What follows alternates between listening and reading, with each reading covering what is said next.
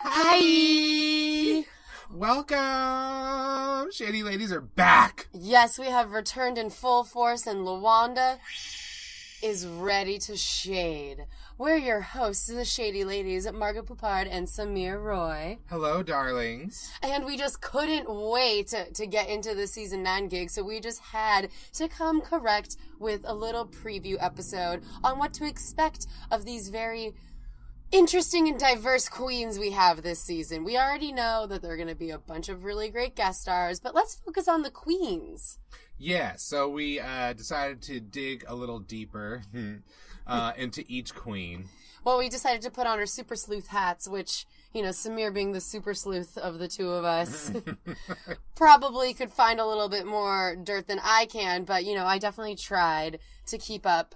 But no, you got lots of good stuff. I was too distracted by some other previous drag race stars' exploits and interesting things that seem to have been coming to light just in time for the premiere of the new season. Oh, what a convenient time to stir the pot. I know, and stir it Mr. Willem Belli did. Oh, dear Lord. This news is a hot news desk this week. Yes, we do. We have to step into the news desk corner before we kick things off with all of these beautiful queens, because I have been dying to hear all about this dirt that you have uncovered. Well, it's just crazy. Like, one of my friends told me, like, oh, you should be listening to Willem on all the podcasts right now. He's, like, spilling all the tea. Like, you've got to, like, here. I'm like, okay, well, which ones? He's like, all of them. He's like, just look up Willem in iTunes. And I looked up Willem, and seriously, there comes 10, 12. Oh, all of his guest appearances? Yeah. Oh, I didn't know you could search for it like that. So I've listened to a few of them, and, you know, there's, this stock, you know, interview, set of, chatter that, every person who's plugging a book that they've just come out with gives, you know. But there's also, there's just, I wouldn't even say, I don't know if it's shade. It is definitely tea on, you know, behind the scenes of the show. Fact that he banged a couple of the producers, or a stage manager and one of the producers of the show while he was on the show. Oh. So, he had sexual liaisons with some influential people on the show in the course of its making. And on top of it, was just, being really blunt and open about, how much of the chatter we hear from the panel is because of earpieces where somebody's being fed lines, supposedly. Well, we talked about we this. know that happens, but it's apparently Willem makes it sound like it's a constant thing. And the fact that, you're not allowed to talk to RuPaul directly on the set of the show, you cannot make eye contact unless eye contact or discussion is initiated with you, and then you're allowed to speak to RuPaul. So it's basically, Willem is telling shit that, RuPaul doesn't really, even though people know that it's a production, it's a television show, that people do things like this. And also that RuPaul is a diva. It's very Mariah Carey or J-Lo. J-Lo, yeah. It's all one and the same, and I'm not necessarily totally surprised by it, although I don't think that Ru wants that necessarily out in the world currently. But it's a great segue. Ru got married, apparently, back in January, so mazel to Mama Ru. And they're going to live together in that Wisconsin farmhouse. I mean, I'm sure. Or is it Wyoming? It's Wyoming. Yeah. A ranch in Wyoming. Which sounds fabulous. I can't imagine how great, the interior of that, ranch house must be. But it's going to be, a peaceful, zen, kind of place, out in the middle of, you know. It must be nice to know that that's somewhere you can go to when you're done shooting a grueling series like RuPaul's Drag Race. Yes, it's a busy time. You know, it seems like we've been waiting forever, but really it's only been 6 months. I know, and I guess the worst thing I can say about season 9 is it's just a tough act to follow All Stars. But before we dim the lights on the news desk, do you have anything to add to your Willem piece before I get to my two short pieces of news? Well, also, I was recently visited by another friend who's become addicted to this show, and so now whenever she comes over, we binge watch a lot of. I've seen all of them, obviously, but I'm showing them to her for the first time, and she was like, "What season should we watch? I want to start one from the beginning." I'm like, "Why don't we do season 4? It's really good." And there's it would be fun to rewatch it after all these things I've heard about because there's even more. Like, you have to go read Willem's book and listen to his podcast. I don't want to spoil all of it for you by, like, telling you everything, because there's, like, so many little details that just come out, like, all over the place when you listen to him talk. But also the book is hilarious. I've been listening to the audiobook. Oh, really? Oh, great. And, like, the glossary, there's, like, a drag glossary where I think Alaska and, is it Alyssa? Like, Alyssa and Alaska or something. I know Alaska's definitely in there. Like, reading the glossary, so all these drag terms that, like, you're like, that's brick. Too good. You know, because you hear it a bunch of times, like, one of the girls that I'll be going over, I think, refers to herself as a brick, you know, the first time. So it's like, oh, what's a brick? Oh, well, here's Alaska telling you what this is. That's you know, funny. Kind of thing. So it's really good, and I don't want to spoil all of that, but you recommend the audiobook highly. Oh, yeah, it's very entertaining to listen to Willem reading it. What's Willem's book's name? Suck Less. Okay. Fabulous, and also very on brand. Yes. Continue. So I was like, oh, let's do season 4. So I went to look, you know, for it on the website. And all of the seasons, episodes of all seasons are just not there available. It just says this is currently unavailable. So and only season 4, right? No.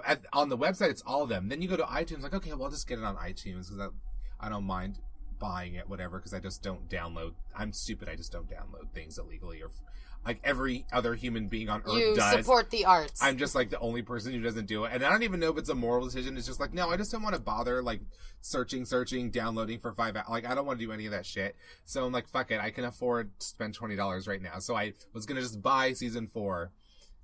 And of all the seasons, every single season that was all on Hulu until like a month or two ago, like their contract quote ended. I'm like, right before the new season, all of them are taken off of Hulu and you can't stream them anywhere unless you buy it on iTunes.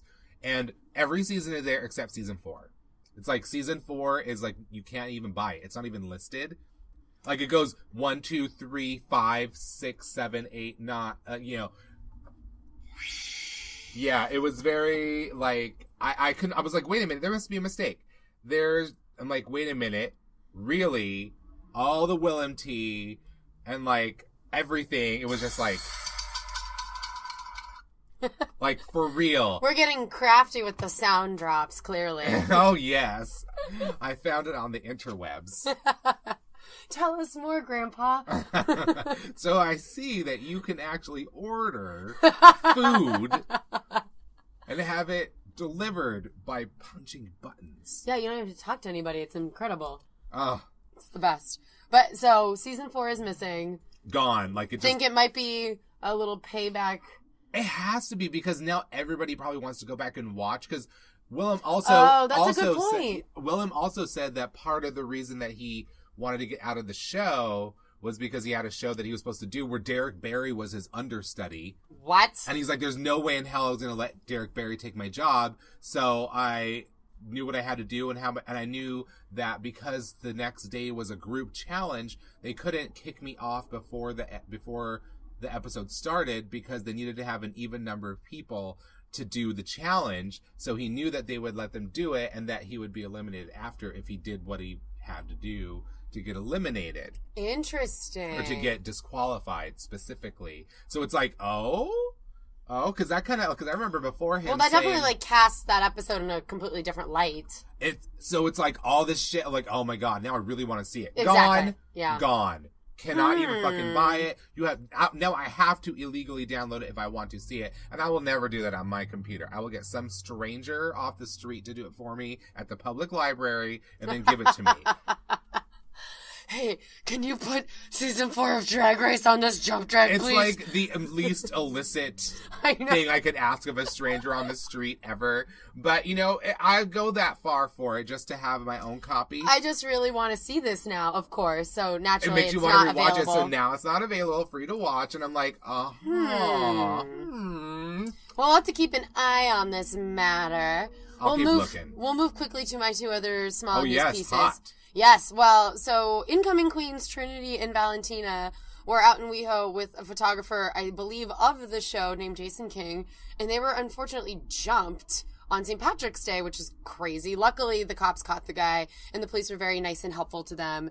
But tangentially related, earlier in the week, that same photographer, Jason King, was involved in an accident with Eureka, another incoming season 9 queen. So I wonder if he's like the death stares of Drag Race, and maybe everybody should like steer clear of like hanging out with him, because maybe it's just not gonna be a good outcome. Like, and also, like, what damage is it gonna do with the camera? Oh no! I mean, well, nothing could be worse than Mr. Tyra Banks, so we all know that. Who So may if have you a can, job again soon. I mean, as long as you can keep the photo in focus, Then you're a step ahead. all is forgiven. So I think that concludes the news corner. For right now, yeah.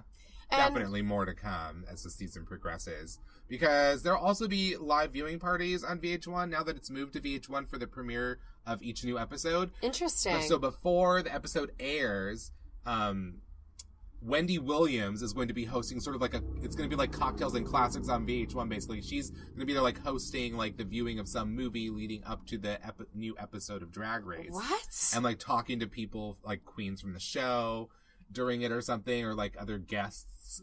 Is it because Wendy Williams looks like a drag queen? Maybe, but she's probably also, she's been done on Snatch Game once by Dita Ritz. So at least there's that one, tangential connection, if we will. But I think she's probably just generally a fan of the show, and probably Rue's probably met or worked with her at some point. And I think she's just like, hey, more work? Cool. I like this show. Yeah. I like talking about movies with fun people. And I can do that. So it's going to be like Pitch Perfect is going to be the movie before the season premiere on this Friday, March 24th. Good plug. Well, so people also remember, because, some of us, be like, oh, I got a life going, and then I was supposed to, what was I supposed to do tonight?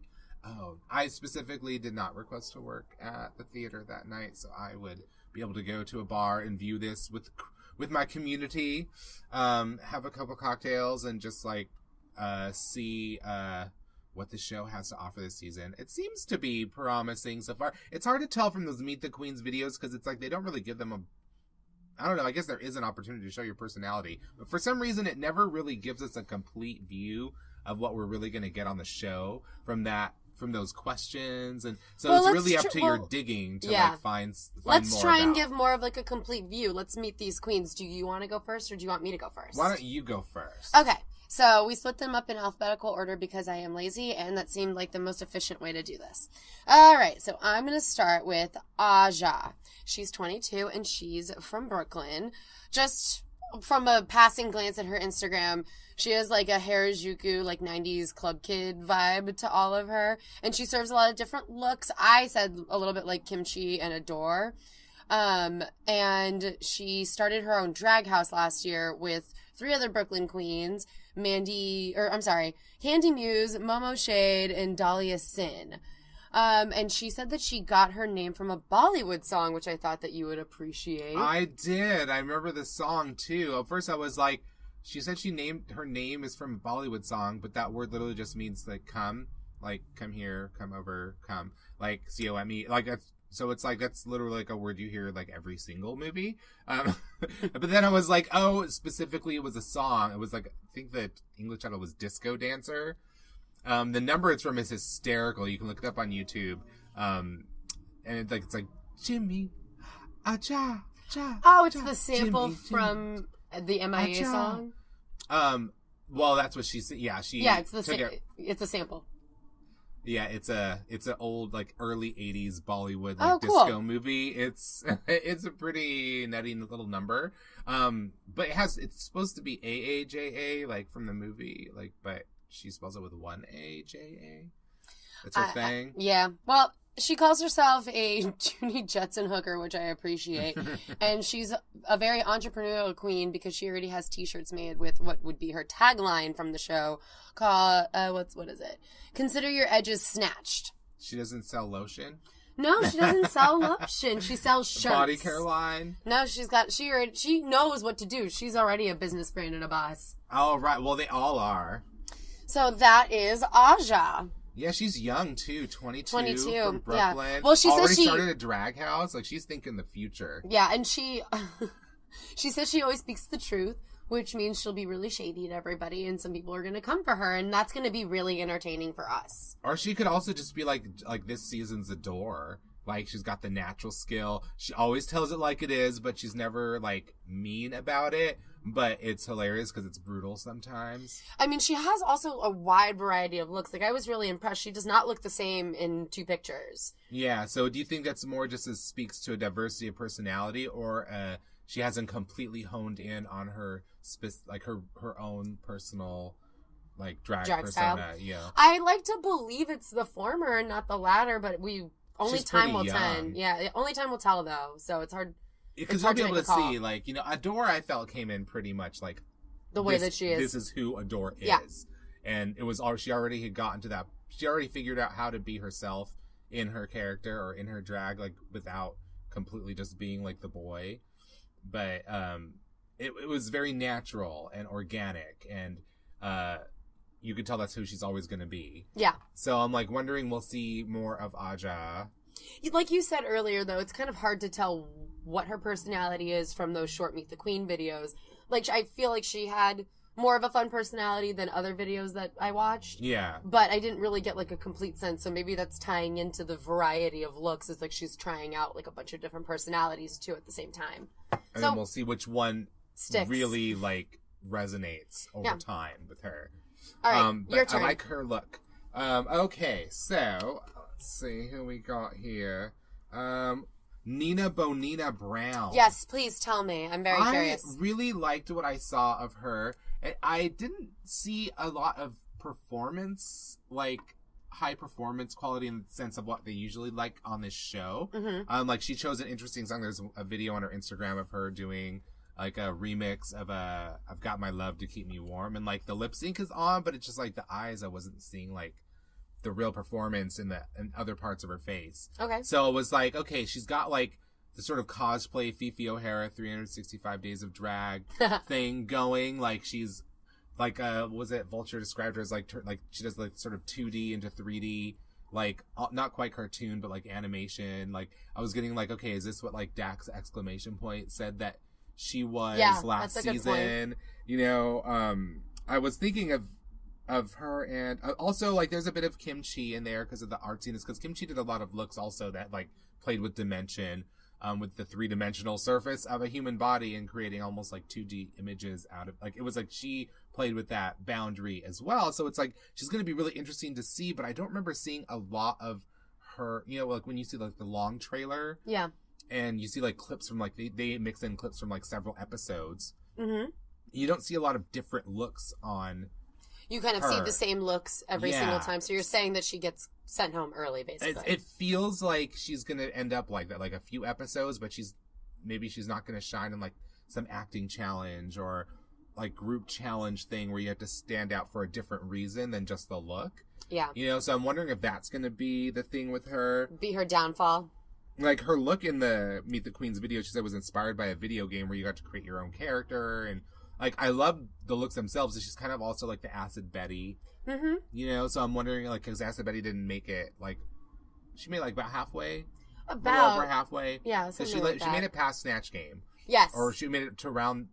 No, was that... She made it past that. No, that was Snatch Game where she went home. Wasn't that the Bedtime Stories? Thousand Nights of Madonna? Oh. That I think Snatch Game is where... That was her stop. Her Nancy Grace. At the Drag Race rail. Get off the train.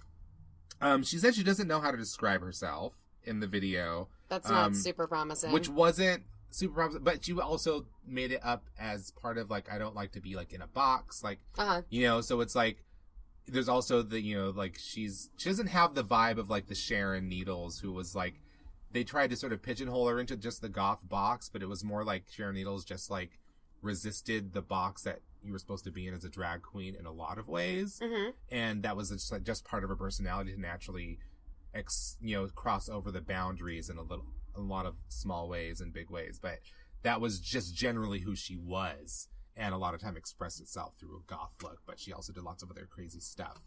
But I don't get that same vibe from Nina Bonina Brown. Although I love her name, she said it came to her in a dream. I don't know how I feel about that. Yeah, she has, what, 34,000 as of the last check Instagram followers. Okay. So she's another, like, Instagram queen. But see, Kim Chi showed us that she had performance ability too when she was put into position to have to do that. So I'm thinking, we can give her the benefit of the doubt, but Kim Chi also instantly seemed very humorous right from the get-go. So you kind of sense that. And I didn't get, like, tons of humor from Nina her? Bonina. I got interesting, definitely, like quirky and interesting, but not like laugh out loud funny. All right. So I'm on the fence so far about how far she's gonna go, but what we will see will be amazing, like on the runway every time. I think so. I think she's gonna give us iconic look moments. So it's like, it makes you wish that you could see more of her just to see what she bring out on the runway, but then you're not sure if you want to see more of her in the challenges. We'll have to see how she does in the first couple. Okay. My turn? Your turn. All right, so I'm going to talk to you about Alexis Michelle. She was very pretty. Yes, she's 33 from New York. She won season 5 of So You Think You Can Dance, so she has competitive reality show experience. She had a solo West End show called Alexis Lives, and is a professional makeup artist by day and goes by Alex Michaels because her name is a play on her boy name. She's friendly with Bianca Del Rio. And if that worked for Bob, then why couldn't it work for Alexis in terms of like the winner's touch? They hosted 2 fundraisers together and most recently, and she's a legit New York queen. All of her So You Think You Could Dance routines were all about musical Broadway inspired moments. And so she did like her big well-known one was a reveal from Into the Woods where she is the witch, and then it is an all-in-one reveal. Like, you know how we complained like the last 2-3 seasons about these are not like an all-in-one look. She went from looking like a creepy old witch to like a fabulous beautiful prom queen, and it was all one look. She just like pulled it down in like a long twirl. It was incredible. I mean, no wonder the crowd went nuts. Apparently she did like a Barbara Streisand one. She did like a bunch of different homages over the course of being in So You Think You Could Dance, and I think that really catapulted her career. And it makes her seem like a standout competitor. She really is, and I thought that she was really bubbly in her video, and you really did get a good sense of her personality. And I like, loved her outfit. She was the one with the yellow, right? Yes, she looked like a beautiful bird, tropical bird. Because there was a lot of similarity in a lot of the style of a lot of the looks. She stood out because she also... hers stood out, I felt, a little more. It was like the weird, like the little diamond shapes that were like tweaked and extended, and they were like when she put a few on her chest. And I love the way that her shoulders kind of went out and made these really cool geometric shapes. Yeah, as well. It was very like a yellow ice queen.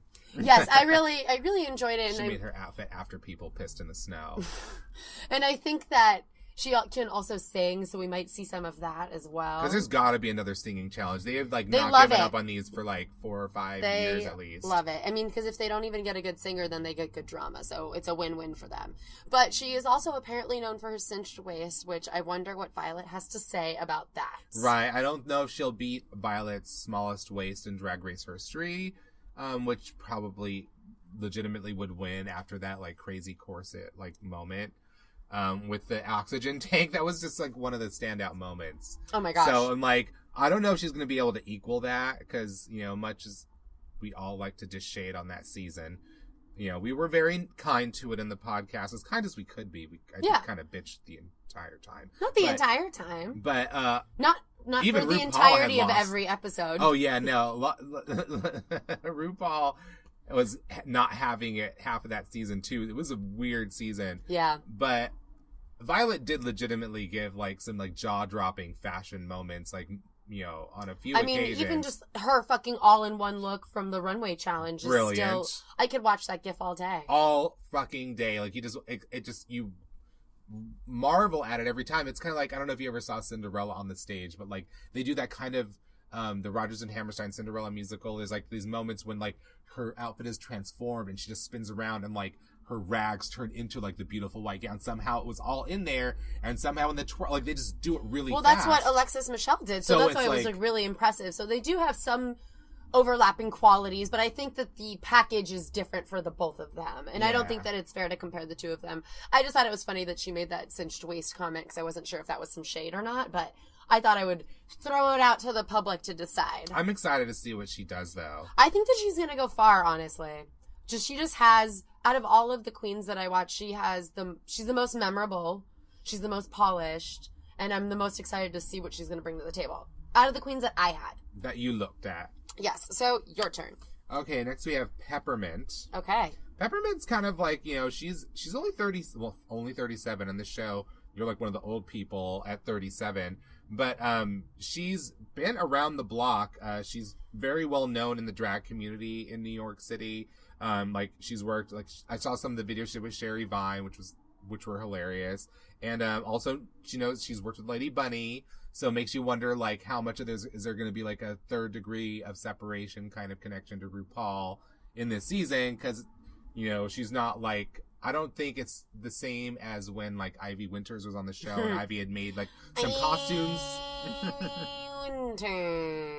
She had done some costumes for Lady Bunny, but I think Peppermint has worked in a different capacity with Lady Bunny. So it'll be fun to see if that plays into the show in any way. Like, oh, remember that time Lady Bunny did, like, will this person have that kind of story about Lady Bunny to like share with RuPaul if she's really worked with her a lot, you know? So that's something to chew on. Like, that'll be interesting. She's also very, you know, she's been doing this for a while, so she has a level of confidence already in like who she is. Pardon. But that was not a read, I promise. No, I assure you it isn't. He had a cough drop right before we started recording. So it was, she is not necessarily like, she doesn't look like she has the most creative looks. Like, she's very well polished. You know, everything's going to be immaculate, but I'm not seeing like the level of creativity that they also seem to like in the last, you know, at least 4 or 5 seasons. They seem to go for the slightly more artistic, creative queen who's able to translate it into all of the different challenges, as opposed to one who's like so into it that they can't really do anything but that. Mm-hmm. Coco Montrese. That was, well, you know, she had some health problems before All Stars. Right. I don't mean it like that. We'll give her that, but that was not the choice to make. But also a good example of someone that is very set in their drag ways and they're not really going to break out. And then when you see them try, oh.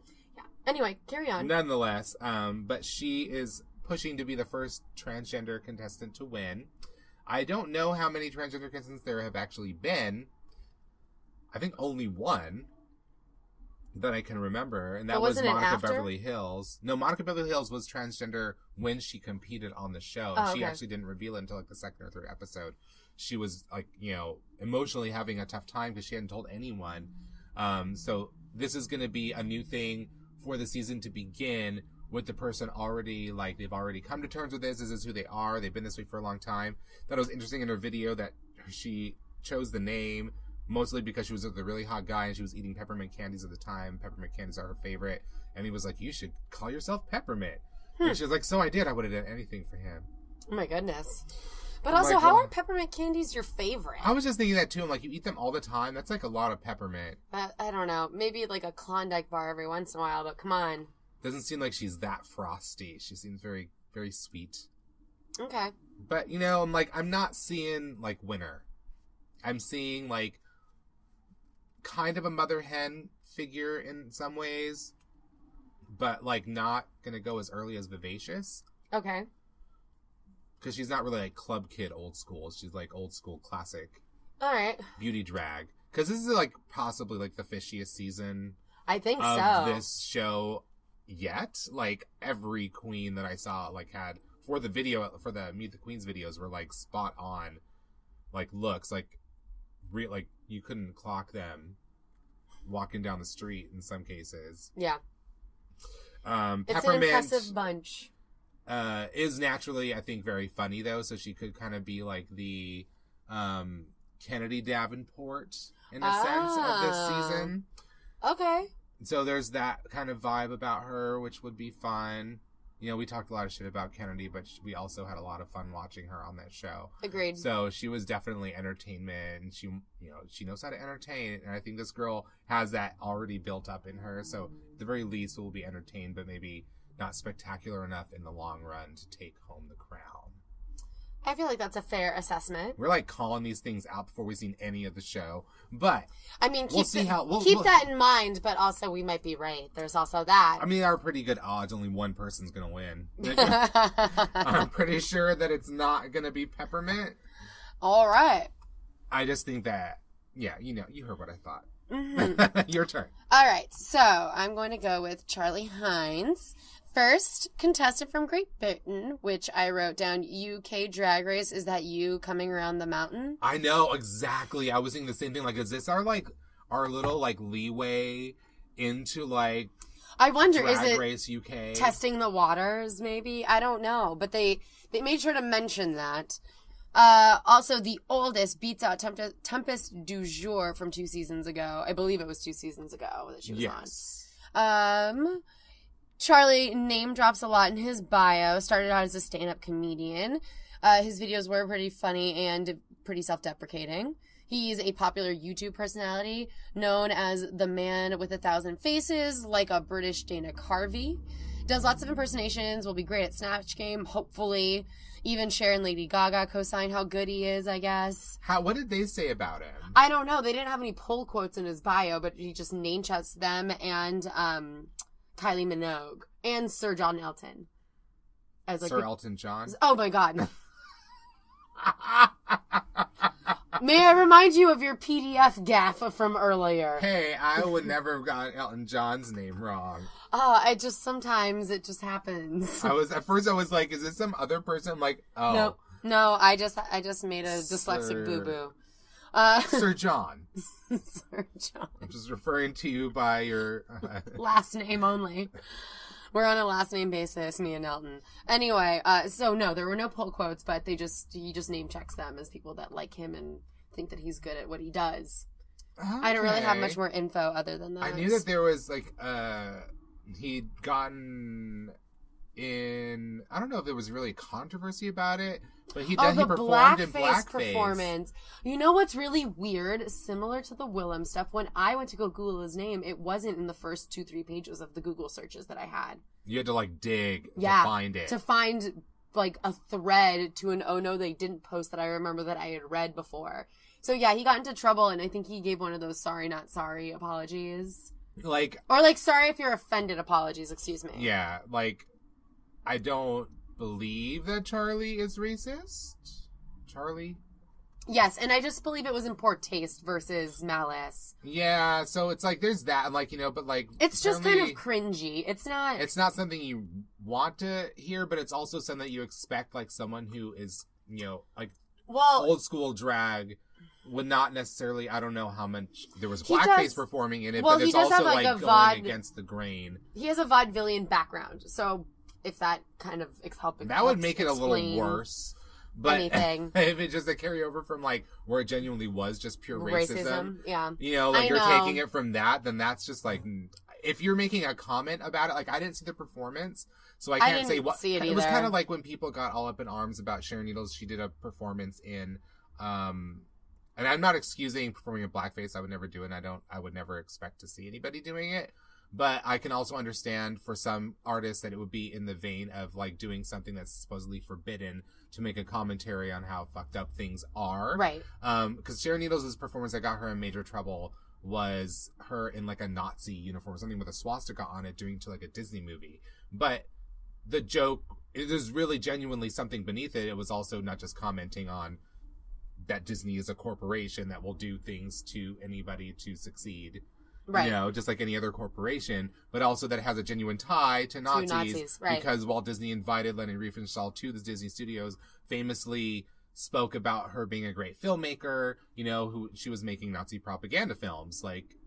As artistic as they may have been, the goal of her most famous film was specifically to promote that. So it's there's a commentary on that going on there as well. So we don't know for sure. And I don't know if there's I'm not 100% on whether or not there's a commentary that strong on why he decided to go in blackface. And I don't know if the vaudevillian thing is a damning comment or not.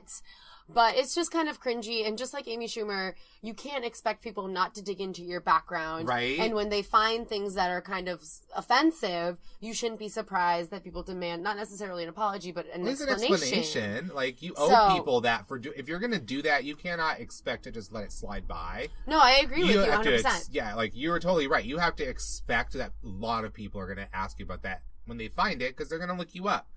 Because now you're on the show, you're going to be, as much as Willem said that, like, you're as much a drag superstar from winning the show as you are a next top supermodel from winning top model. And I'm like, well, I do actually believe that Drag Race helps the people who get on the show. I agree. With their careers more than top model does. And we've seen it because we see a lot of those queens, their shows are plugged a lot more by, like, social media sites, like event sites, like send you notifications of their shows when you were not getting them before they were on the show. Exactly. Like, that's how it is. Like, oh, now I have a selling point, and this will make this me including this in some random e-blast about events coming up in your city more interesting to you. But even, it's also like, how else would I have known to follow Naomi Smalls, for instance, on Instagram if I didn't know about her through the show? And it's like, I don't live in the city where she does most of her performing. Yeah. And she doesn't have, like, the base of popularity yet to really be touring nationwide with a show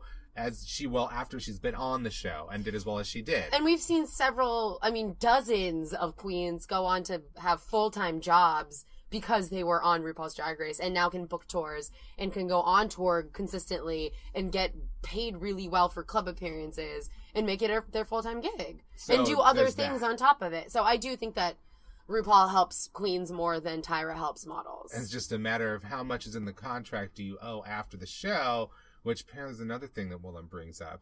But nonetheless, Charlie was one of those queens that I was like, I cannot clock you. Yeah, it was a really convincing look. I'm like, how many layers of makeup does he have on? And then that, on top of that, how skinned does that make his face?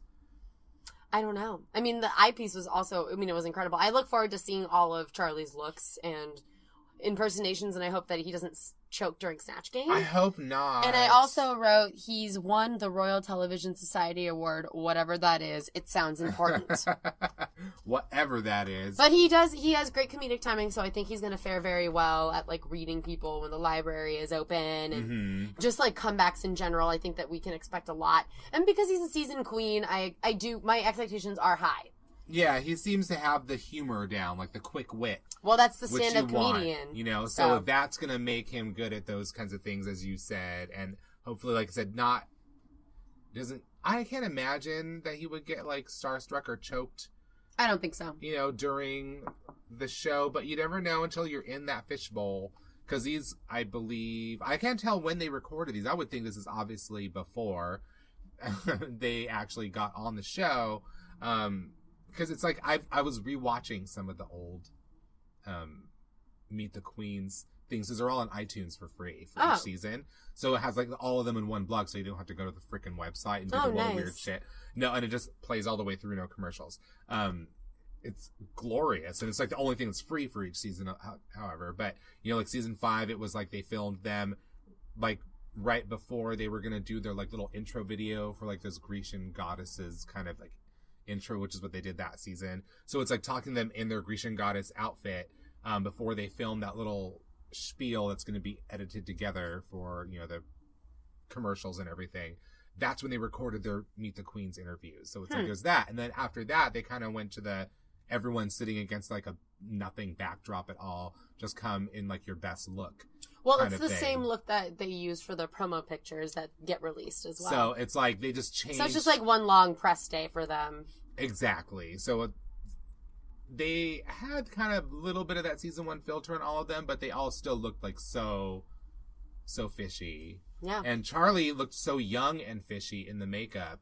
Like, stunned. I was stunned. So I'm like, is that Teach us your ways. But this is also, they probably had a lot more time to get done up for this than they're going to have on the show. Yeah. So we always have to remember that. That's true. Especially since they have to do a photo shoot and video and press. They're probably coming in cooked.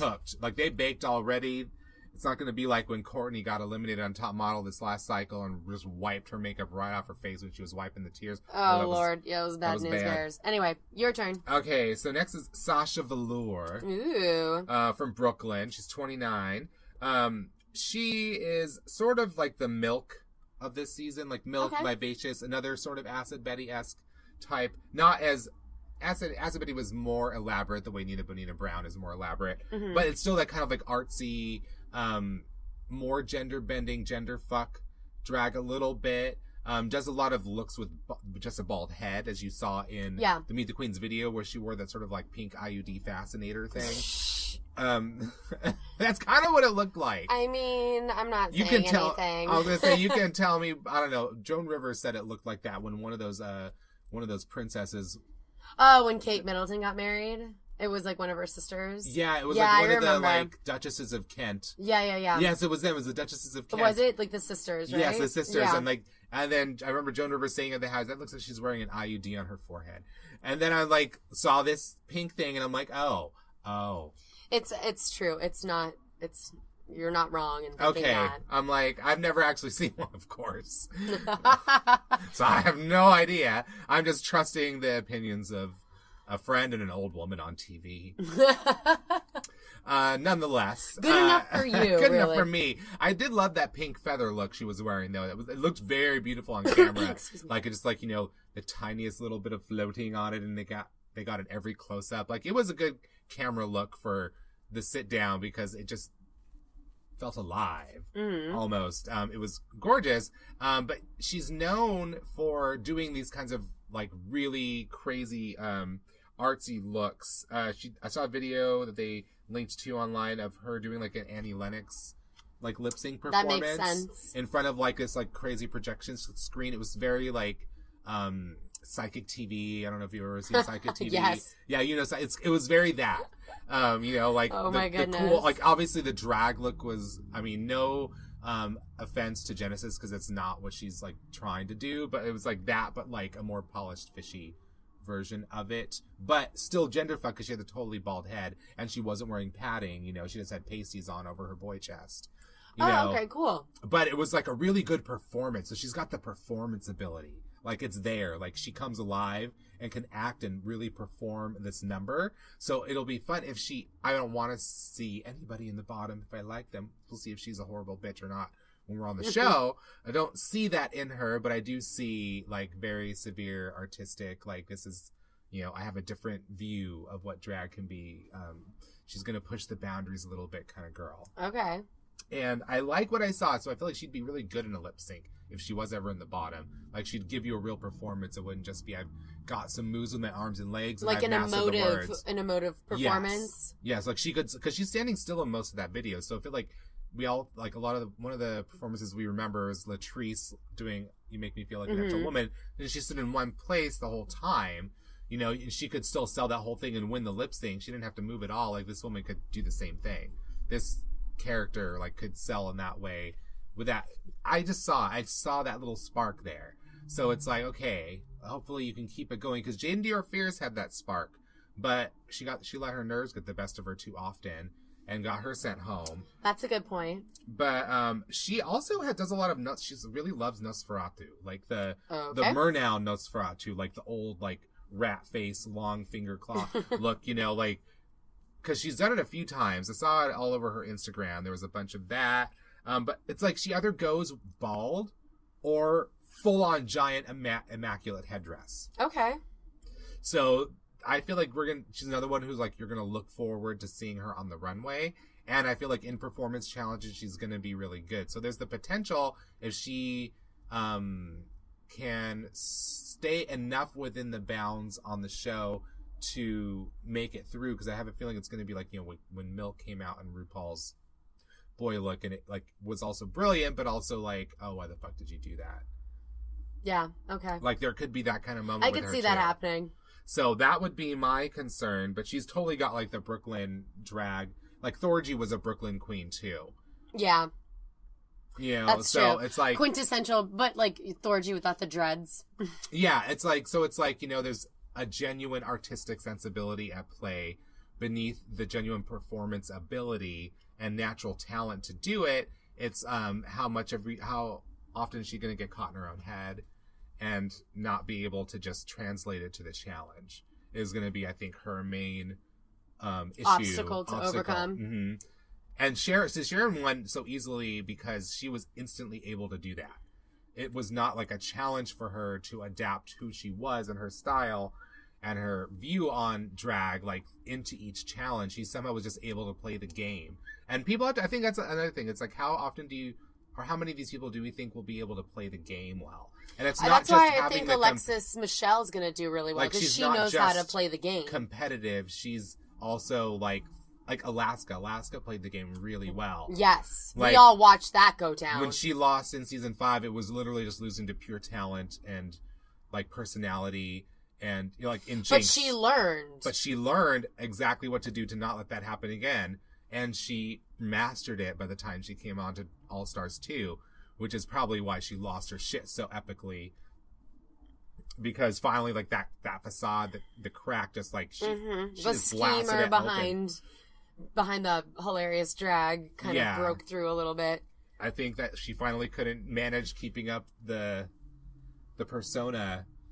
The mask cracked. The mask cracked. Is that all on Miss Sasha Velour? I think so for now. I definitely, like I said, I'm gonna love looking at her runway looks. I know that for absolute sure. And I think she'll surprise us in the performance challenges. But still a big question mark on if she can play the game. Yeah.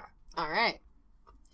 So I've got Eureka, who I think definitely does not know how to play the game. She's pretty young. She's from Jackson City, Tennessee. She calls herself the Elephant Queen. Southern Queens never win except for Tyra, the other Tyra. Yeah, we all know. Tyra Sanchez. Well, yeah.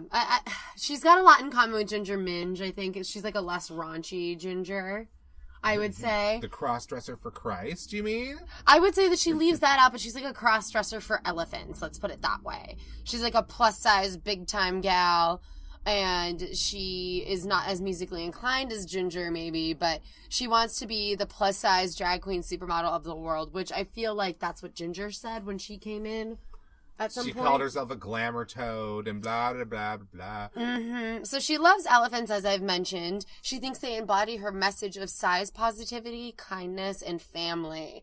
So it's like this like innocence of hers that I'm like, honey, I don't know how well this is going to go. You're so nice. I know. She's probably not going to last that long. I was just thinking elephant. She loves elephants.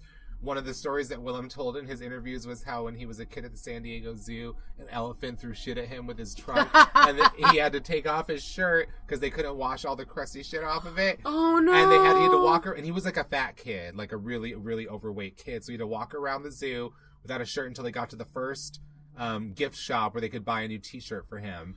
Oh, sweetie. And I was like, you like elephants? This is what elephants do. Well, yeah. No, elephants generally are. Well, I don't know. The only other elephant I could think of in media is the one from The Simpsons who was a jerk. I was like, Stampy. Or Dumbo. Dumbo. Oh, poor Dumbo. Don't make me cry. Okay, I know. Moving on. From elephants. So, Eureka. Also, her drag name came from her mother, who spells it the German way. She spells it the vacuum cleaner way, which I thought was a fun little I tidbit. laughed when I heard that, too, because I'm like, I had that vacuum. But it's also pretty light. She is young, and I feel like her drag resume isn't very long, because I couldn't really find too many videos or too much backstory on her at all. Yeah. It seems like she's a local queen, so she performs a lot at like the local bars, and that's all well and good. But How young is she? 25. She's not the youngest, but she's not. But she seems young in spirit. Yeah. And also on her Instagram, it says that she is gender neutral. Followed by a star and elephant emoji, so I don't know what the fuck that really means. I'm gender neutral. Elephant! Elephant stars, hearts! Does that mean that means when you get pregnant, you gestate for 18 months? Oh my god. So I think I've got some of the queens that I researched, they were a little light on the resumes, so I don't really have too much. You got some younger ones. I did. I don't really know how that broke down that way, but yeah. So that's pretty much all I could find out about Eureka. She does seem very sweet and down home, but I really don't see her going past 2 episodes, to be totally honest. On her. Beyond 2 episodes. I think she's Unless she slides into the radar where there's still a lot of people. Well, she's the one that cries to Gaga in that clip that we watched. So to me, I'm like, loser cut. Like, just from that clip. Oh, okay. Now, I was going to say for a second, like, it was her, but it was not her. It was actually Alexis Michelle, who looked like a younger Penetration. Only, like, she knew how to do her makeup. Yes, and she's the one that was just, like, the one that, like, raised everyone's spirits to, like, get this out of this, like, funk turn they took. But, yeah, so that to me also didn't scream super positive as well, because, like, from the vibe from the videos, I was just like, you're too sweet and innocent. I feel like you two are still finding yourself, but at least Aja has that, like, sense of polish to her, too, like, everything that she does, where and I think that... spunky attitude to go with it. Whereas I think that, like, Eureka's maybe just a little too just soft. Yeah, we'll see. She's like the Cynthia Lee Fontaine. Oh, yeah, the miscongeniality. Definitely. Like, she lasts long enough to beat out someone else who's nice and helpful. Yeah, to win our hearts that way. Okay, your turn.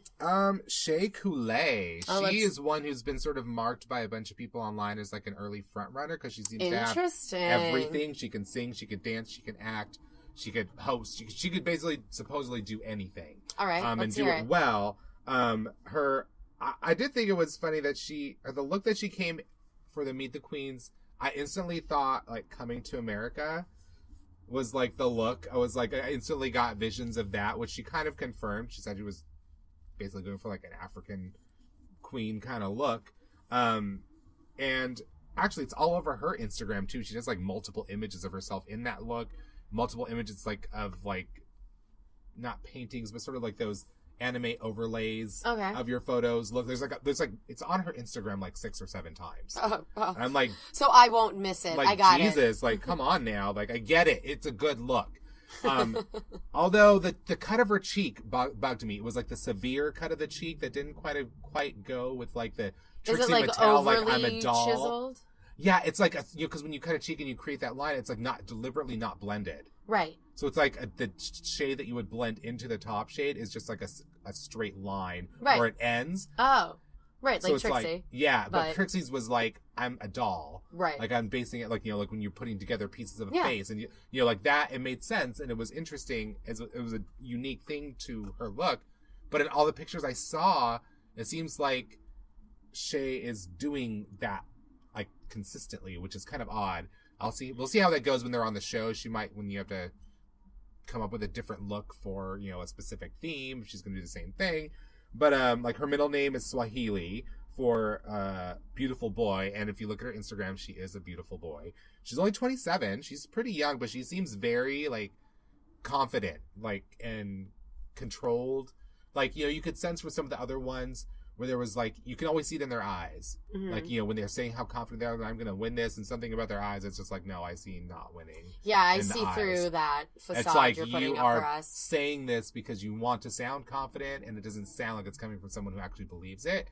And it feels like Shea like genuinely believes she's a Shea, already. And, she seems to have like the reputation already of that. I love how she said Coulee was like, she says it sounds like a French supermodel. I thought it actually sounded like the Spanish word for asshole. Yeah. More than French supermodel. But that was her choice. Choices. She says she's one of the ones who specifically says she can sew. So when they have sewing challenges, she will be able to put an outfit together that will at least pass muster as being well constructed and probably save her over some of these other queens who probably can't sew. Are gonna hot glue their shit together. Mm-hmm. That's very exciting. So she's one of the sewing queens of the show. That gives me hope that there might be a fucking sewing challenge. There was not a lot of them. No, I feel like there's a couple steep seasons drop now. off, right? Like they're catering to because a lot of the younger queens are like, oh, I can't sew. I just learned how to sew. I just had to put. It's like, well, no, can't you learn to sew? Like it's not hard.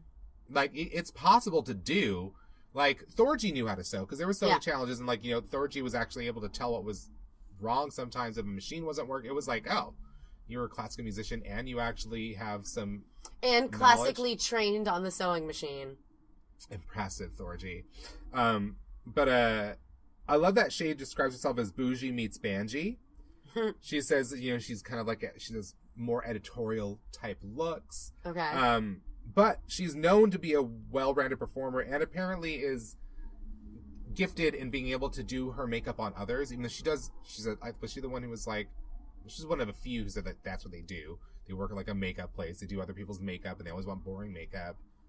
But apparently she knows how to put her kind of looks on other people. Okay. So if there's another, I don't know, like if they have the makeover, if she gets to the makeover challenge, like this will be a specific point where she could excel if she makes it that far. But she seems to be, like I said, she has the reputation of being good at every aspect of performing. Like, again, singer, dancer, actor, host, personality, like, you know. So she's giving Alexis Michelle a run for her money right now in our hypothetical top 3. Yeah, supposedly. That's the line on Shay. Like I said, it's another one I think I have to see on the show and see how they do through that first challenge to really tell. Because even if they're safe and not the winner, you can always tell, like, okay, that person, I can tell that person. Coming up. They're just getting warmed up right now, but soon they'll be ready. So I think that she's definitely is someone that you should watch for.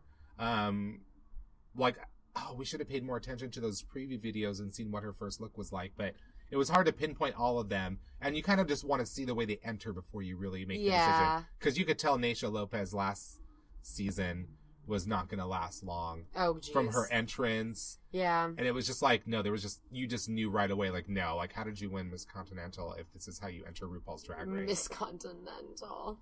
I'm like, no. Oh, honey.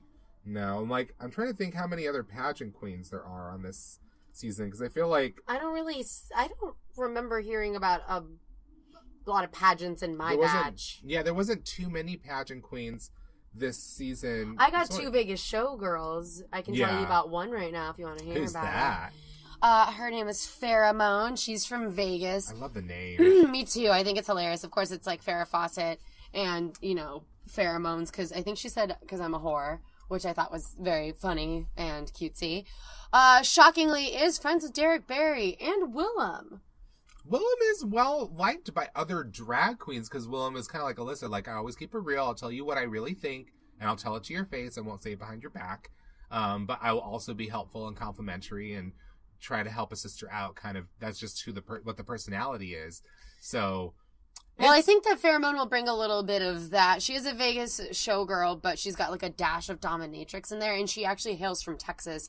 And I think only recently, like in the last year or two, moved to Vegas because I found a blog that she gave an interview to because I could not find any other information. So shout out to dragenthusiast.com. Thanks for hooking it up with some info on this gal.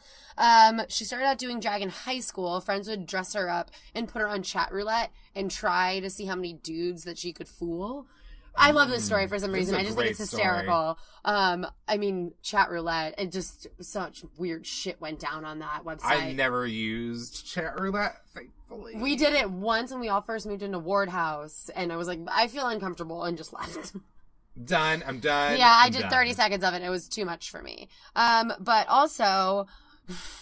Pheromone used to host a tribute Tuesday at Maria's Taco Express, yes, spelled with an X, in Austin, Texas at one point. And it was for a good cause. It was for STD tests for young LGBTQ teens and young adults. So she's an altruistic queen, which is pretty sweet. And she can apparently do a mean Mariah Carey from what I could see on her Instagram, and I really hope she actually brings that to Snatch Game. That would make my life if that happened. So she seems pretty promising. I hope she lasts till Snatch Game, mainly just so I can see my Mariah Carey dream possibly come true. But she seems to have a lot of spunk. I like her look. She was gorgeous. Yes. And really gorgeous. I feel like just like Derek Barry, but just like minus all like the Britney Spears shtick. Like maybe she could adapt that look.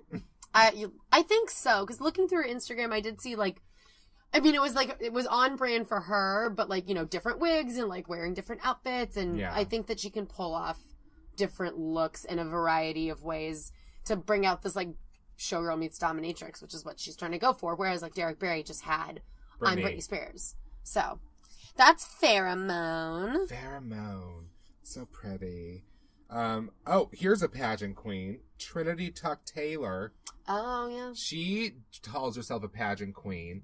The look for the video was good, but it was like another bedazzled, jeweled thing. I saw so many of them. Yeah. That I was kind of like I was hoping for more. It was kind of like when everyone showed up with a kimono for Night of 1,000 Madonnas. Oh my God. More like a night of like one Madonna. It was terrible. Yeah. So I was like, okay, why are you all wearing big jewels, bedazzled? Was that in the brief? Like come the bedazzled? same kind of look. It was like obviously every queen's going to have something sparkly on. I get that. Or something that shines in some way, you know. But I was just like, it just felt like there was a lot of synergy between a lot of the costuming ideas that the queens came with for this shot. Maybe that was the brief that they were given, that they had to do something jeweled like that. Although it doesn't really go with RuPaul's look, which seems more almost Sharon Needles-esque. Like the makeup and hair look for like the shots for the intro of the season. Like I was getting very much Sharon Needles vibes. But Trinity named herself after the character of Trinity from The Matrix. Oh, okay. Meh. But, right. I mean, I liked, we like it just fine. But nonetheless, what was interesting was that she has actually defeated Alyssa Edwards as Entertainer of the Year in 2014. Huh. I was really surprised to see that because, again... Who put on that contest then? I think it's kind of like it's one of those drag competitions. It's like a national competition. Oh, okay. Got it. You know, like it's one that's known, you know, so it's like, I think Shangela actually won. Oh, that was like in California, so I don't think it was a national one. But it was just the fact that she beat Alyssa Edwards at being entertaining. Like, Alyssa Edwards is naturally incredibly entertaining, so that must mean that there's that in Trinity, which you don't really get from the Meet the Queens video. Huh. Bless you. Bless you. Sorry. Allergy season, y'all. I know. Well, it was colder today. I know. No, I've been suffering the same thing. But yeah, Trinity she looks great. She said she obviously chose the blue look for whatever reason. She says it's her favorite color yet. She's another one who says she can sew. So she's also another sewing queen. Please let there be a sewing challenge. I feel like she says her aesthetic was fierce body in the video, and I was just like, okay, that's kind of generic. But when I was looking at her Instagram, it was pretty funny. There's a lot of group selfies, a lot, of her with other people or him, as a boy, out of drag group selfies. Mm-hmm. And a lot of his Snapchat filter videos, okay, which were genuinely funny. They were. I was like, okay, you made me laugh. You get points. So it's possible that's that especially, I don't know, that's kind of a good way to judge a queen, maybe, because Snapchat, you gotta be funny right away. You can't just rely on the filter. You have to do something funny with it too, which he seemed to do, even though he seems to have obviously some favorites.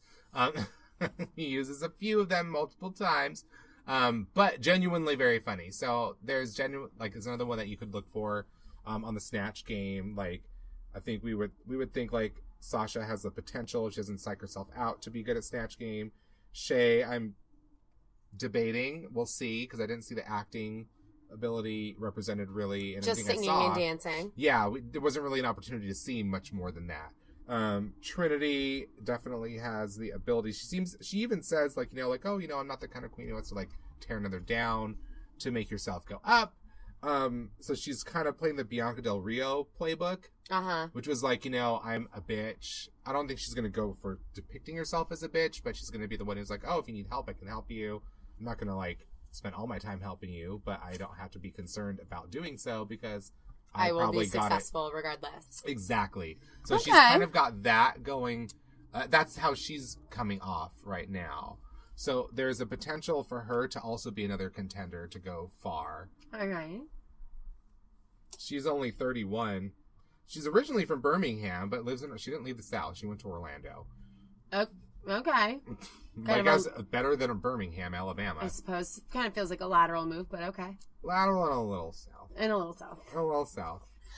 Well, you want to hear about James Mansfield? Yes, I liked what I saw of her. I actually did a little YouTube digging because apparently her claim to fame is beauty tutorials and drag race history. And she has a sizable YouTube following. And I watched some of her beauty tutorials, and they were really funny.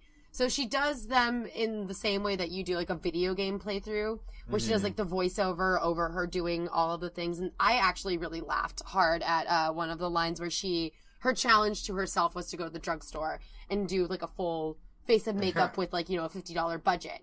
And she said in the voiceover, "Don't sleep on that Wet n Wild, honey. It's the saving grace of this video." And it actually really made me laugh. She reminds me quite a bit of Trixie, just in the humor and just being bubbly on camera. Yeah. Very, very natural in that way. But the Jane Mansfield voice kind of comes and goes, so I'm not really quite sure if that's something that she wants to make part of her drag personality full-time or not, because she also does it quite a bit in the videos, but it's better then because I think she can do multiple takes. Whereas, like, I watched her in the meet and greet, and even just in some other, like, shorter videos where I felt like it kind of came in and out as well. I do like this, like, ditzy kind of, like, 1930s socialite is her personality, which I really love. And I think she's going to do well. I don't know. I don't see winner, but I see her getting by quite far on just her charms alone. She's a very charming queen. In drag, she has kind of a skinnier Marissa Jarrett Winokur thing. Well, about her. In her Instagram bio, it says that she's a Rebel Wilson impersonator, which I feel tracks for her. Mm-hmm. Like, she does kind of look like drag Rebel Wilson. Mm-hmm. A bit. Thinner. And she's got, like, the spunky personality, too. Like, I love looking at all of her photos. Like, she always looks like she's having a good time. So I think that if anything, she'll be just a positive influence in the workroom in general. I think we saw a clip of her in one of the other, like, preview, like, you know, like, trailers for the show of her, like, in the, you know, one-on-one interview doing the, like, like, that was her as a boy. But she still looked super feminine and super bubbly and, like, happy and excited. And so I don't know where that, probably maybe that's just from, like, when they announced Gaga's going to be there or when Gaga walks into the room. Probably. But I see that being a consistent character. Like, it's genuine. It's, so I wonder what lies beneath that. And we'll see if we get to see that in the course of the show, if she lasts long enough. Well, her Meet the Queens video was probably the funniest, I thought. Yeah. I mean, I laughed the most. I thought that she had a lot of really great quips. Like, since she's from Wisconsin, calling it, like, the Great Arctic North or whatever she called it, made me laugh. So I look forward to seeing what she's going to bring, and I really do think I don't think she's going to win, but I think she'll go far because she's funny and charming. And I think that she can sew because she made her Meet the Queens look last minute herself. Oh, okay. And it was this, like, shawl thing. Well, she thanks James, her boy side, for making this last minute for her. So I see that as more sewing potential. So now I'm just getting I'm just going to get more and more hyped till the end of this episode, knowing this sewing challenge is coming my way. I'll tell you that much. There better be. I mean, it seems like they've, like we said, fallen off that a little too much. But it seems like we have a bunch of really talented queens that have a knack for it, so let's fucking do this. Please. All right, you're queen. Oh, she's the last one, ain't she? Ain't the she? last one? I've got one more. Valentina from Los Angeles. Okay. She is beautiful. Like, I think she's one of the Latina queens. I didn't see a Puerto Rico queen. Oh. No, I don't have one. Like, in this Or at least not, season, they didn't make themselves known as a Puerto Rican being queen. from Puerto Rico. But she is the most striking. Like, my eye goes to her in the group shot every time I look at it. She says that she sees herself as sort of like a character, inspired of like a character from an Almodovar film. Oh my goodness. Or like a telenovela. Well, way to win us over. I reference I know. right away. Way to win us over immediately. But also by obviously the designer Valentino. Okay. And that Valentina is also a type of salsa dance. Okay. You know, so that it's like her spicy and sexy and you know. Like, she's playing that angle, but I think she doesn't seem like she's relying on it. I think she genuinely had a slightly more tropicalized, like, palette in her look. Mm-hmm. Like, in the colors in her outfit. And she does talk a lot about fashion, so she seems like she's definitely another fashion queen. I wonder if she's going to be like Naisha and be like, oh, yeah, all my outfits were made for me. I wonder. Or if I can make my own outfits. No like indications from the videos that you watched that No. Okay. I think it might be that her clothes get made for her then. Like, that seems like a possibility. Because she looks expensive. She does. So we'll see what she brings with her. Would you say she's like, I think that she's one of the fishiest queens. Definitely. Like, very, very. In a sea of fish. Yeah. It's a high honor to be the fishiest fish. She's the rainbow trout. Oh my goodness. Catch that fish. She definitely is not as clockable as some of the others. But like I said, it's a tough fishy competition this year. Stiff I'm competition. hoping that the personalities show, although from some of the clips we've seen so far from the longer trailer, we've seen some personality. Like, there's clearly like an old like party club kid like drag look challenge, because we saw at least 2 looks that seemed very like James St. James from like oh, back in the day. Oh God. So I'm like wondering if that's the Lady Gaga first week thing or I mean, they gotta save some. Because I remember the preview we saw of season 7. Was that the season? Yeah, it was season 7 with Max and everyone. Obviously the Violet Chachki season. A lot of the looks that we saw in the promo were like instantly made us want to see all the challenges, and I remember loving all the challenges. Mm-hmm. And it was just like the constructedness, like the overly plotted nature. That did really work so well. But let's keep looking towards the future. Tell me more about Valentina. Valentina says she also is like doing a modern take on 60s fashion. Okay. I guess I could kind of see that. Like with the bigger lashes and more extreme like eye makeup. I was like, okay, I can see that, but it's like the look seems that she wore didn't seem to be playing on the 60s so much. I mean, it kind of looked a little Bye Bye Birdie. Like the actual Birdie. Yes. But I am not sure from what I've seen of her so far that I see her winning this show or making it to the top 3. It doesn't, yeah, no, like I feel like she would be fun, but like I'm not seeing a lot of variety. So she might be like a looks queen who is not super adaptable from what I've seen so far. Okay. To like being able to like, okay, this challenge is about this. Can you do this? And it's like, oh, well, it's not really what I do. She's not going to be mean about it, but she's not going to, I think, excel. You just think that she's going to be limited. Yes. Okay. I think from what I've seen so far, like I don't see like a huge, like she would probably be good in a lip sync, but like she wouldn't be like one of those ones who like stand have out. To lip sync like 5 times this season and I won every one. Yeah, she's not going to be a standout lip syncer. No, she's not going to be. She could win one and then she'll lose in the next one if she's in the bottom twice in a row. That's all what right. I'm saying. Well, for this last queen, I need to hold on to Luanda because Kimora Black is just... What's up with that? Shady. Oh, and I love it, and I am here for it, and I love a messy bitch, so this is perfect. Kimora is from Vegas, so another Vegas showgirl queen. Mm-hmm. Except I don't really think that she considers herself more of a showgirl, but she is a Vegas queen, which is to say that she looks expensive, much like Valentina. But I think that Kimora might have more of like a modern expensive look versus like Valentina's kind of like more curated vintage expensive look. Mm-hmm. And I think that Kimora might be able to stretch herself more than Valentina a little bit. But anyway, so her name obviously comes from her love of Kimora Lee Simmons. Who's no longer relevant. Apparently is no longer relevant, which, I mean, come on now. She thinks some queens go out looking busted, so it's her life's mission to never go outside looking busted or anything less than fabulous. I mean, her shade levels at the gate in that Meet the Queens video was just insane. Just shade for you, shade for you, shade for you over there in the back. Don't think I forgot about you. In an interview that I read with a different blog, sorry I didn't write it down, but shout out to that Vegas-based blog that gave me some more interesting sound bites. She calls herself the Kim Kardashian of drag, which seems redundant because the Kardashians are drag. But I can understand what she means in the sense that, like, her look is very contoured, like the Kardashians. She's very designer focused. She is into fashion. She's into makeup. She's into hair. Like, she has real hair in her Meet the Queens video. Is she the one who said that she's like a real life Barbie, like right out of the box? Yes, which, again, redundant. But hello, Trixie Mattel. But she's more of like an unobtainable Barbie, whereas like Trixie's more of like a traditional like Barbie drawing, you know what I mean? Mm-hmm. So she says that some of her favorite queens are Violet, Alyssa, Raven, Bianca, girl, me too, us too. Yeah. Get on board. So she already has impeccable taste, so I already cannot fault her for that. And out of drag as a man, I mean, I wrote down, damn, you better serve the kids. Fucking very attractive. I don't really know what else to say other than... Yes, it's cool. I like it both ways. It's great. Aww. I like you in and out of drag. You are just like extremely pretty. Let's have some of you. But definitely overall, Kimora gives me a bit of like a Miss Fame vibe, minus like the chicken coop upbringing.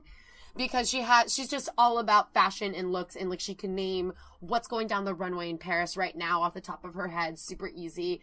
But I do really love her levels of shade. I think that she's gonna bring a lot to the table in that way. She will be the bitchy queen. I think so. She likes to think that she's not bitchy, but I love it when people say that because that means that it's like, you're not owning it. We know you are. Well, we know that immediately means that you are the bitchiest person there. Yeah, right? It's like Vivi. It's like, no, my words are getting twisted. Yeah, at least she doesn't say that. She's just like, I just tell it like it is. That might be conceived as bitchy. I was like, well, at least you know.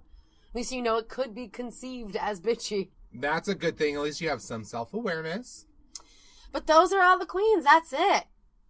All that's left is for Lady Gaga to welcome us to the season 9 premiere this Friday. Is it at 8 or 9? I think 9. It's usually 9. I don't know. The DVR kind of handles time for I know. It's just set to always record it whenever it's on. Pretty much. Double check to make sure it's set to record it on VH1. So it sounds like the 2 queens that we think have star power, at least from my batch and your batch, are Alexis Michelle and not Shea Coulee, the other one. What's it? Hold on a second. It was looking for it. No, I think it was Shea Coulee. So it is Shea Coulee. Yeah, she was the one that can also do it all. Like, I've got every aspect of performance down. It's just so those are the 2 real standouts, just based on our sleuthing and the information that the internet provides. And Trinity Taylor has the potential to be the other top 3 person. The top 3 alternate. I was a lovely 4th alternate. You never know. We'll have to see. I'm gonna reserve full judgment until I see them on the show, because you never know what kind of queen they are outside the show, what kind of queen they will be on the show. Wiser words have never been spoken about reality shows. You might be amazing in your regular career, but trying to play this game and do that at the same time might be too much for some people. They're just not able to master it fast enough, because they always say this is like a real race. It's like, was it Ben de la Creme once said, where it's like you're trying to like glue your outfit together and then like paste on some eyelashes and then run out to the runway, and it's like, oh, tell us how your mom died. Yeah. You know, like, it's like, it feels like that completely when you're going different through circumstances. No, but yeah, it's like outside of this competition, because the competition is such a unique bubble. Mm-hmm. They're totally different circumstances, and you have no idea what it's going to bring out in you. So we look forward to it, and if you look forward to hearing us spill all of the tea on this upcoming season, make sure you subscribe to us. You can find us on YouTube at Gambit Digital, and you can just subscribe to it right now where podcasts are found, and you can rate and review us so everybody else that loves Drag Race and loves opinionated bitches like us can find this podcast more easily. Like on iTunes. We're available on iTunes, as RuPaul would say. Always available on iTunes? Yeah. You can also follow the Gambit Digital Twitter at Gambit Digital, and you can read written reviews at gambitmagazine.com. You can follow me on Twitter at MargShiro. And me on Twitter at SamirRaculous. Let us know what you think about the upcoming queens and who you might pick for your top 3. Let's do some prop betting. You know, if they've got a fantasy league for The Bachelor, let's do a fantasy league for RuPaul's Drag Race. Pick your top 3. Why isn't there a fantasy league for this? Let's do it. Let's pick our top 3 ahead of time and then see how this goes. The winner, I don't know. If you win and you're an internet stranger, we'll send you something fun, and we should make a bet between the 2 of us that we'll reveal next week when we talk about the first episode and reveal our top 3. I'll send you a pack of high chews. Autographed high chews. There may be one eaten. Yeah, but that should be a given. But until then, from all of us and LaWanda, we say goodbye. Bye.